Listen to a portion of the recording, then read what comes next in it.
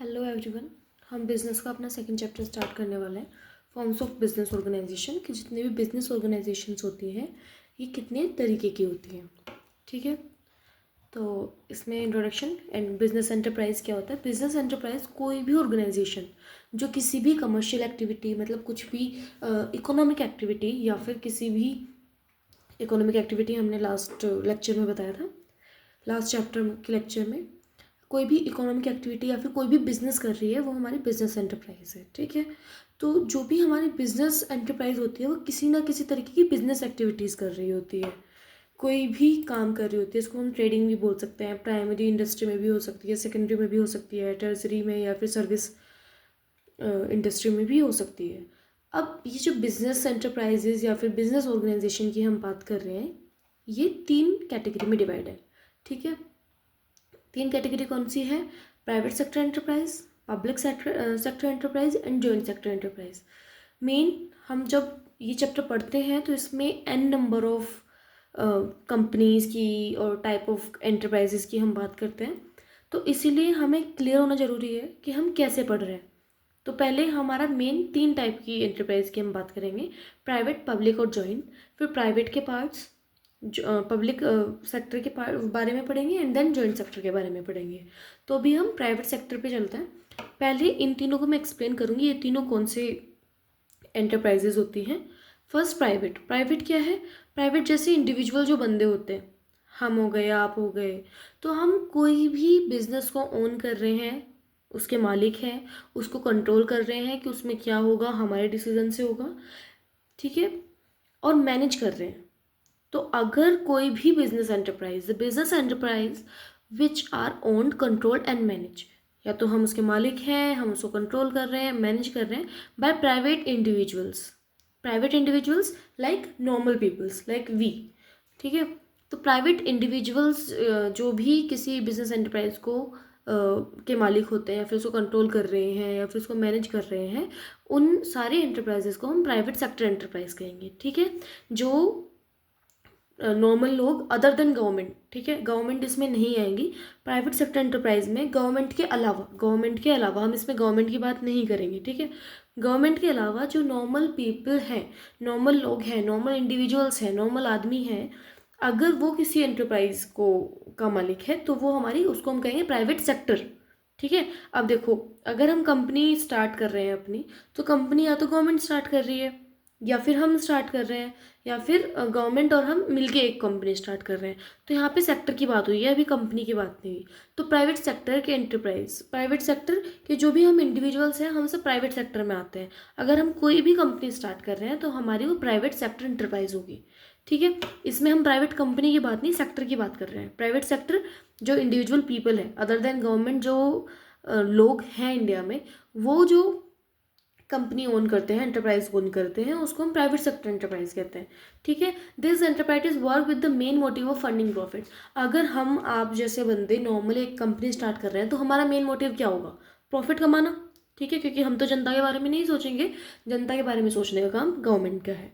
तो सेकेंड आपके आती है पब्लिक सेक्टर एंटरप्राइज। ठीक है, अब पब्लिक के बारे में कौन सोचेगी? गवर्नमेंट। तो जो भी गवर्नमेंट सेक्टर की कंपनी होंगी वो हमारी पब्लिक सेक्टर एंटरप्राइज होगी।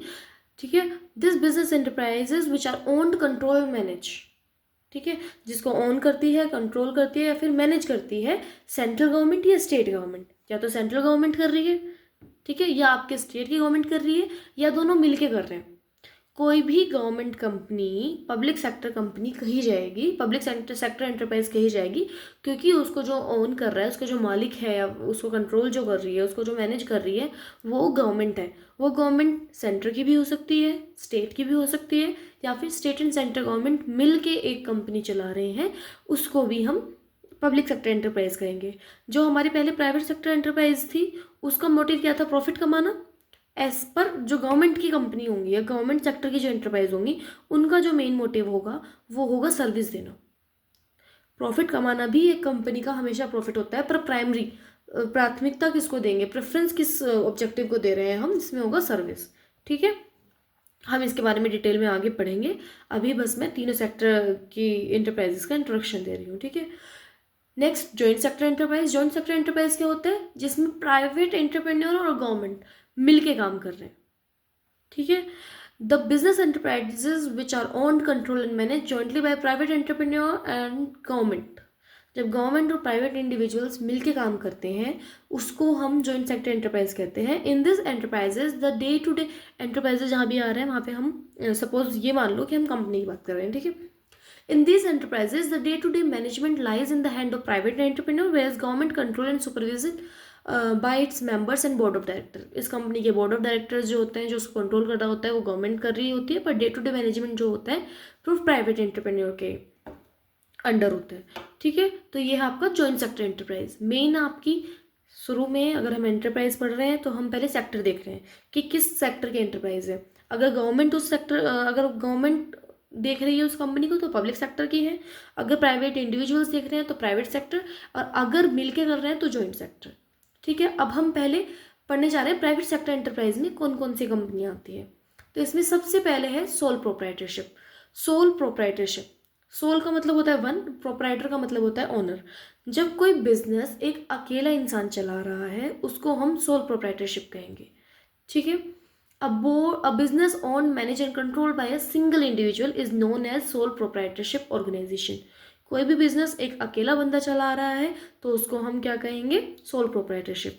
Soul trader business is a type of business unit where one person is solely responsible for providing the capital and bearing the risk for the management of the business। जो हम business कर रहे हैं इसमें capital पैसा भी हम लगा रहे हैं, रिस्क भी हम ले रहे हैं। एक अकेला बंदा जो काम कर रहा है एक बिजनेस में as a owner, own manage और कंट्रोल जो कर रहा है वो सिर्फ एक अकेला बंदा कर रहा है, तो उसको हम सोल प्रोप्राइटरशिप कहेंगे, ठीक है। अब फीचर क्या होते हैं? Feature of sole proprietorship, single ownership, आपको किसी के साथ अपने प्रॉफिट नहीं बांटना है क्योंकि आप अकेले अपनी चीज़ के ओनर हो। फॉर्मेशन एंड क्लोजर, कोई भी आपको अपनी दुकान खोलनी है तो उसमें इतना ज़्यादा लीगली आपको बहुत सारे डॉक्यूमेंटेशन करने की ज़रूरत नहीं है, तो फॉर्मेशन या क्लोजर ईजी हो जाता है उस एंटरप्राइज का, ठीक है। अनलिमिटेड लाइबिलिटी, पर अगर आप अकेले अपना बिजनेस कर रहे हो तो जितनी भी जिम्मेदारी होगी वो सब आपके सर पे होगी, तो आपकी लाइबिलिटी मतलब आपकी जितनी भी रिस्पॉन्सिबिलिटीज़ हैं वो आपकी बहुत ज़्यादा हो जाएंगी। आप बहुत सारी चीज़ों के लिए लायबल हो जाओगे, आपको उधार चुकाना है या फिर आप मार्केट से पैसा उठा रहे हो, उन सब का बर्डन आपके सर पे आएगा। Individual risk bearing and profit recipient. Individual risk bearing कि अगर इन फ्यूचर आपकी बिजनेस लॉस में जा रहा है तो सारा लॉस आपको होगा, आप अकेले हो जो वो लॉस बियर कर रहे हो, और प्रॉफिट भी इसी तरह, लॉस जैसे आप बियर कर रहे हो खुद ही, ऐसे ही सारा प्रॉफिट भी आप अकेले ही लोगे।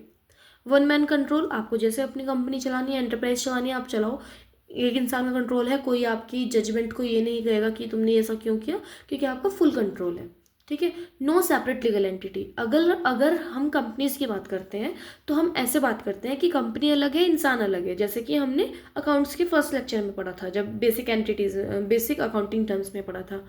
पर अगर हम सोल प्रोप्राइटरशिप की बात करें तो यहाँ पे कोई भी लीगल एंटिटी आपकी अलग नहीं होती।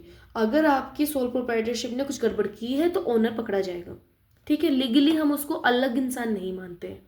लैक ऑफ बिजनेस कंटिन्यूटी, अगर मैं कह रही हूँ कि मैं ही हूँ इस बिजनेस का करता धरता, तो अगर मैं मर गई जस्ट इन केस तो बिजनेस खत्म, ठीक है। तो बिजनेस कंटिन्यू नहीं हो पाएगा अगर ओनर खत्म, क्योंकि सेपरेट लीगल एंटिटी तो है ही नहीं। Since business and owner are one, क्योंकि बिजनेस भी वही है ओनर भी वही है, तो अगर एक की भी डेथ हो गई तो हमारा जो बिजनेस है वो इन फ्यूचर नहीं चल पाएगा। अगर जो हमारा ओनर है वो इंसॉल्वेंट हो गया, इंसॉल्वेंट क्या होता है? दिवालिया घोषित होना, कि उस इंसान के पास डेप्थ इतनी बढ़ गई है, उधारी इतनी बढ़ गई है कि वो अब उधारी चुका ही नहीं सकता। तो अगर कोई इंसान ऐसा है जो अपनी उधारी तक नहीं चुका सकता तो क्या वो बिजनेस करने के कैपेबल होगा? नहीं होगा। इनकैपेसिटी कि आप इतने बूढ़े हो गए हो या फिर आपका एक्सीडेंट हो गया या फिर आप कैपेबल नहीं हो कुछ भी काम करने के लिए, तो आप बिजनेस नहीं चला सकते हो क्योंकि आप अकेले बंदे थे। Will have direct effect on the business, अगर ओनर को कुछ भी होता है तो आपके बिजनेस पर डायरेक्ट इफेक्ट जाता है। एंड स्मॉल साइज, ये एक बहुत ही स्मॉल साइज का प्रोपर्टी, क्योंकि एक अकेला इंसान बहुत ही बड़े स्केल पे काम नहीं कर सकता है, ठीक है। तो ये था आपका सोल प्रोप्राइटरशिप और उसके फीचर्स। ये शायद आपको नहीं दिख रहा होगा पर मेरिट्स है, मैं बोल देती हूँ। मेरिट्स या फिर एडवांटेज क्या है? अगर अकेला बंदा है तो ऑब्वियसली डिसीजन जो है वो एकदम से लेगा, ऐसा नहीं होगा कि मुझे 2 लोगों से पहले पूछना पड़ेगा कि भाई इस सिचुएशन में हम डिसीजन लें या ना लें, ये वाला डिसीजन लेना है या नहीं लेना। इसमें सिंपल है कि मेरी कंपनी है, मेरा राज है, मेरा जो डिसीजन होगा वो फाइनल डिसीजन होगा, ठीक है। Second is confidentiality. आप अगर अकेले ओनर हो, आप कुछ डिसीजन लेने वाले हो तो आपको पता है, आपने किसी पार्टनर के साथ शेयर नहीं किया, आपको कोई डर नहीं है कि किसी के पास ये चला जाएगा। कोई भी जो क्या कहते हैं उसको, सॉरी, कोई भी सीक्रेट अगर आपकी कंपनी का है तो वो बाहर नहीं जाएगा, अगर आपको पता है। क्योंकि आप, ऐसा नहीं है कि कंपनी में आपको 2-3 लोगों को बताना ज़रूरी है उसके बारे में, तो कॉन्फिडेंशियलिटी बनी रहती है। डायरेक्ट इंसेंटिव जो प्रॉफिट आता है वो सारा आपके पास आता है, आपको किसी के साथ बांटने की जरूरत नहीं है। सेंस ऑफ अकम्पलिशमेंट क्या होता है कि आपको लगता है कि आपने कुछ किया है, ठीक है। And easy to form and resolve, आप इजीली बना सकते हो, इजीली ख़त्म कर सकते हो। जब आपका मन है, आपने काम स्टार्ट किया, जब आप चाह रहे हो, जब आपने बंद कर दिया, तो कोई स्पेसिफिक लॉ नहीं है इसके लिए कि आपको इसके अकॉर्डिंग ही करना पड़ेगा। अब अगर किसी चीज़ की पॉजिटिव साइड है तो ऑब्वियसली उसकी नेगेटिव साइड भी होगी। अब फर्स्ट इज़ लिमिटेड रिसोर्स। एक अकेला बंदा है, एक अकेला बंदा जो है वो कितनी ही कैपिटल लेके आएगा या फिर कितनी ही उधार मांग सकता है लोगों से। लिमिटेड रिसोर्स है हमारे पास, लिमिटेड लाइफ ऑफ बिजनेस। जैसे हमने कहा था कि अगर ओनर को कुछ भी होता है, वो इंसॉल्वेंट होता है, उसका दिवालिया घोषित होता है, मर जाता है, तो बिजनेस भी खत्म। लायबिलिटी अनलिमिटेड है कि अगर आपको बहुत सारे लॉस हो गए तो आपको अपने हिसाब से काम, अपने ऊपर ही सारी लायबिलिटी या फिर लॉसेस लेने पड़ेंगे। Limited managerial skill. अगर आप एक बिजनेसमैन हो भी, आपने एक बिजनेस भी स्टार्ट कर लिया है, दैट डजंट मीन कि आप हर जगह पे एक्सपर्ट हो। एक बिजनेस में अलग अलग फील्ड होता है, फाइनेंस का फील्ड होता है, आपको काफ़ी चीज़ों से रिलेटेड अपने जो डिसीजंस हैं वो लेने पड़ते हैं, आपको काफ़ी चीज़ें मैनेज करनी पड़ती है। तो ज़रूरी नहीं है कि सबके पास सारी स्किल्स हो कि वो सब कुछ अकेला मैनेज कर पाए। तो आपके पास मैनेजरियल स्किल्स हो सकती है, but it will be limited. ये ऐसा नहीं होगा कि आपके पास अगर एक और बंदा होता, आप पार्टनरशिप में होते, आप 2 लोग एक बिजनेस स्टार्ट कर रहे हो, तो कुछ पॉजिटिव चीज़ें उस इंसान के पास है, कुछ आपके पास है, तो आप मिलकर कुछ काम कर रहे हो। पर ऐसा इसमें नहीं होता, ठीक है। तो ये था आपका सोल प्रोप्राइटरशिप। फिर इसके बाद आता है आपका हिंदू अनडिवाइडेड फैमिली। अभी हम प्राइवेट सेक्टर पढ़ रहे हैं। मेन हमने देखा प्राइवेट, पब्लिक और जॉइंट सेक्टर, 3 सेक्टर में हमारे एंटरप्राइजेज कैटेगराइज है। फर्स्ट हम अभी प्राइवेट सेक्टर पे चल रहे हैं। प्राइवेट सेक्टर में हमने क्या कर लिया है अभी तक, सोल प्रोप्राइटरशिप। अब हम आते हैं हिंदू अनडिवाइडेड फैमिली या फिर जॉइंट हिंदू फैमिली बिजनेस। हम कहते हैं ना कि ये हमारे परिवार का या हमारे खानदान का बिजनेस है, तो ये इसी चीज़ पे कंसेप्ट है। The business carried on by the member of a Hindu undivided family is known as joint Hindu family business. कि जो हमारा बिजनेस है वो एक हिंदू फैमिली, अनडिवाइडेड फैमिली जो है, हिंदू फैमिली जो है, वो बिजनेस स्टार्ट करा है उसने। The kind of business is not governed by Industrial or Company Act, but it is governed by Hindu Succession Act, which exists under Hindu law. कोई company act या फिर इंडस्ट्रियल एक्ट इसमें नहीं लगता है। कौन इसको गवर्न करता है? अगर हम किसी भी लॉ की बात करें, हिंदू सक्सेशन एक्ट जो है आपका गवर्न करता है हिंदू अनडिवाइडेड फैमिली या फिर जॉइंट हिंदू फैमिली बिजनेस को।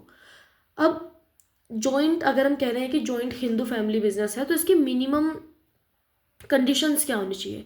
अब इसमें 2 कंडीशन है। First, minimum 2 male member must be there in the family, कि फैमिली में कम से कम 2 मेल मेंबर होने चाहिए और कोई आपके पास एंसेस्ट्रल प्रॉपर्टी होनी चाहिए। अगर मैं कह रही हूँ कि मेरा ये खानदानी बिजनेस है, तो खानदान को करना भी तो चाहिए वो बिजनेस, या फिर खानदान की कोई प्रॉपर्टी तो होनी चाहिए जिसपे मैं कोई बिजनेस कर रही हूँ। अगर मैं अभी एक बिजनेस स्टार्ट कर रही हूँ, मैं अकेली हूँ और मैं कोई बिजनेस स्टार्ट करूँ, तो मैं ये नहीं कह सकती कि ये खानदानी बिजनेस है। There should be some existence of ancestral property. Ancestral property क्या होती है? Ancestral property is inherited by the male members of Hindu undivided family. आपके किसी मेल मेंबर जो है आपकी फैमिली का, उससे आपको वो प्रॉपर्टी मिली है, ठीक है। आपके एंसेस्टर से आपको वो प्रॉपर्टी मिली है। The member who share the ancestor property and वो are entitled to get a share in profit of joint Hindu family business are known as co partner. अगर मैं कह रही हूँ कि हमारे पूर्वजों या फिर हमारे एंसेस्टर से हमें जो प्रॉपर्टी मिली है, जो बिजनेस मिला है, उसमें मेरा हक है, ठीक है, मैं उसमें अपना हिस्सा मांग सकती हूँ और जो प्रॉफिट हो रहा है वो उसमें भी मेरा हिस्सा है, तो मैं इस हिंदू फैमिली बिजनेस की एक पार्टनर हूँ, ठीक है। पार्टनर या फिर मैं कह सकती हूँ कि मेंबर हूँ। और कोई भी पार्टनर या मेंबर जो होता है हिंदू फैमिली बिजनेस का, उसको हम को पार्टनर कहते हैं, ठीक है। क्या कहते हैं? को पार्टनर। तो जितने भी मेंबर हैं जो कह सकते हैं कि इस एंसेस्ट्रल प्रॉपर्टी में हमारा भी हक है, और जो प्रॉफिट हो रहा है उसमें हमारा एक शेयर है, तो उसको हम कहेंगे कि ये हिंदू बिजनेस का को पार्टनर है। इसमें हम मेंबर नहीं बोलते, को पार्टनर बोलते हैं। ठीक है, इसके फीचर्स क्या है? अब मेन बात, अब कोई भी, ऑब्वियसली सबको पता है हम हिंदू फैमिलीज में एक घर का बड़ा होता है जो सब काम करता है, तो जो हमारे घर का बड़ा होता है उसको यहाँ पे बोला जाता है कर्ता। ठीक है, वो फैमिली का कर्ता धरता है, इससे हम याद रख सकते हैं कर्ता। कर्ता क्या होता है? The main head of the Hindu under family. Formation, for the formation of joint Hindu family business there should be at least 2 member in the family. ठीक है, ये हमने कंडीशन ऊपर पढ़ी, फैमिली में कम से कम 2 मेंबर होने चाहिए और एक एंसेस्ट्रल प्रॉपर्टी होनी चाहिए। Business does not require any agreement as membership is by birth. अब इसमें ऐसा नहीं है कि मैं एग्रीमेंट लिख के दूं कि हाँ मैं इस बिजनेस का एक पार्टनर हूँ। क्यों कि ये क्यों एग्रीमेंट जरूरी क्यों नहीं है? क्योंकि बाय बर्थ ही आप उस, हिंदू सक्सेशन एक्ट जो है वो ये कहता है कि जो आप एक फैमिली बिजनेस है, उस फैमिली में कोई अगर बच्चा हो गया है तो वो भी उस बिजनेस का पार्ट होता है। ठीक है, बाय बर्थ आप उसके को पार्टनर या फिर मेंबर होते हो। फिर लायबिलिटी, लायबिलिटी ऑफ कर्ता इज अनलिमिटेड। अगर हमारी फैमिली में कोई भी दिक्कत आती है तो जो हमारे घर के मेन मेंबर होते हैं, हमारे जो पापा होते हैं, सारी लायबिलिटी उनके ऊपर आती है, हमारे ऊपर नहीं आती। अब मैंने क्या बताया था, जो मेन मेंबर होता है उसको हम बोलते हैं कर्ता। तो द लायबिलिटी ऑफ कर्ता इज अनलिमिटेड, कि उसकी जो लायबिलिटी है, उसकी जो जिम्मेदारी है वो बहुत ज़्यादा है, अनलिमिटेड है। Where as liability of all other members of joint Hindu family business, other members मतलब को पार्टनर। ठीक है, जितने भी को पार्टनर हैं उनकी एक लिमिटेड होती है up to the share of business, कि जितना आपका जितने हिस्सा आपका है आप उतनी ही लायबिलिटी के जिम्मेदार, उतने ही जिम्मेदार हो, आपको उतना ही जोर दिया जाएगा या फिर आपको उतना ही लायबिलिटी दी जाएगी। The karta's liability is unlimited, so his personal assets can be also be use by paying back the debt of the business. अब जो करता है उसकी लायबिलिटी अनलिमिटेड है, तो अगर कभी ऐसा होता है कि बिजनेस में कोई हमारा लॉस हो रहा है और हमें पैसे चुकाने हैं किसी के, तो जो मेन मेंबर है जो करता है उसके पर्सनल एसेट भी जा सकते हैं। फिर कंट्रोल, अब कंट्रोल किसका होता है? सीनियर मोस्ट मेंबर का। सीनियर मोस्ट मेंबर फैमिली में पापा, या फिर अगर अभी है तो दादाजी, जिसको हम बोलते हैं कर्ता। कंट्रोल किसका होता है? The joint Hindu family business is manage and control by the senior most member of the family who is called karta. Only the karta has legal right to enter into contract with outsider. अगर बाहर की दुनिया से किसी से हमें कोई भी कॉन्ट्रैक्ट करना है तो वो कोई भी को पार्टनर नहीं करेगा, वो कौन करेगा?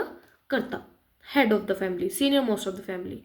Minor member, in Hindu joint Hindu family business, a child become a member by birth only, so there is no restriction for a minor to become a member of business. अब minor major क्या होता है? 18 तक आप minor होते हो तो आप किसी कॉन्ट्रैक्ट में नहीं जा सकते, इसलिए आप किसी भी कंपनी में इन जनरल बिना कंडीशंस के कोई भी पार्टनर नहीं बन सकते, या फिर आप किसी कंपनी में जा नहीं सकते हो, किसी कंपनी को स्टार्ट नहीं कर सकते हो, कुछ कुछ रेस्ट्रिक्शंस होती हैं। ठीक है, पर हिंदू फैमिली बिजनेस में क्या होता है आपका, क्योंकि आपका वो फैमिली बिजनेस है तो जैसे ही आप पैदा हुए आप उसके मेंबर हो गए, तो यहाँ पे माइनर जो है वो भी मेंबर होता है, वो भी को पार्टनर होता है।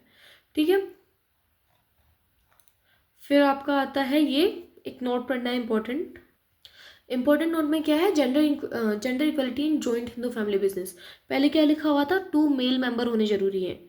ठीक है, पर फिर क्या हुआ? दिसंबर 2004 में एक बिल पास हुआ पार्लियामेंट में जिसने ये चीज काट के कहा कि there man is equal to women, तो women are equal to man. तो उस जो बिल पास हुआ उसने ये जो डिस्क्रिमिनेशन है इसको ख़त्म कर दिया, और उन्होंने इक्वल राइट दिए डॉटर्स को भी जो लड़कों के पास होते हैं, कि अगर एक लड़का अपने एंसेस्ट्रल प्रॉपर्टी में हिस्सा मांग सकता है तो एक डॉटर भी अपने एंसेस्ट्रल प्रॉपर्टी में हिस्सा मांग सकती है। ठीक है, तो पहले 2 चीज़ें होती थी, मिताक्षरा एंड दयाभागा। ये 2 चीज़ें अलग इंडिया के अलग अलग हिस्सों में चलती थी। एक में फीमेल को माना जाता था कि फीमेल भी हमारी फैमिली का पार्ट है और हिस्सा मांग सकती है एंसेस्ट्रल प्रॉपर्टी में, एक में नहीं था। पर अब पूरे इंडिया में 2004 में बिल पास हुआ कि डिस्क्रिमिनेशन हटाई जाए और मेल और फीमेल को सबको इक्वल मान के फीमेल को भी को पार्टनर या फिर को पार्टनर्स मेल मेंबर की तरह बनाया जाएगा जॉइंट हिंदू फैमिली बिजनेस में। ठीक है, तो अभी हमने क्या पढ़ा है इसमें? 3 sector, private sector, public sector and joint sector. Private sector जो बिजनेस ऑन करती है, प्राइवेट इंडिविजुअल्स, पब्लिक सेक्टर जो बिजनेस ओन करते हैं बाय गवर्नमेंट, चाहे तो सेंट्रल गवर्नमेंट या फिर स्टेट गवर्नमेंट या दो गवर्नमेंट मिलके, या फिर थर्ड आपका आया जॉइंट सेक्टर, जब जहाँ पे आपके प्राइवेट इंडिविजुअल्स और जो गवर्नमेंट है वो मिलके कोई इंटरप्राइज खोल रही है। फिर हम प्राइवेट सेक्टर एंटरप्राइज पे गए। प्राइवेट सेक्टर एंटरप्राइज में हमने अभी तक दो तरीके के एंटरप्राइजेस पढ़ी है। फर्स्ट सोल प्रोप्राइटरशिप, जब एक अकेला बंदा बिजनेस स्टार्ट कर रहा है, and then joint Hindu family business. Joint Hindu family business में जो आपकी हिंदू फैमिलीज़ हैं जिनमें मिनिमम 2 मेंबर होने चाहिए और एक एंसेस्ट्रल प्रॉपर्टी होनी चाहिए, वो बिजनेस कर रहे हैं, और जहाँ पे जो मेंबरशिप है, जो मेंबर्स हैं, उन सब मेंबर को कोपार्टनर कहा जाता है, और बाय बर्थ वो हमारे मेंबर होते हैं, कोपार्टनर होते हैं, और जो सीनियर मोस्ट बंदा होता है वो कंट्रोल करता है पूरे बिजनेस को, उसको हम बोलते हैं कर्ता। ठीक है, आज के वीडियो में इतना ही। Thank you so much.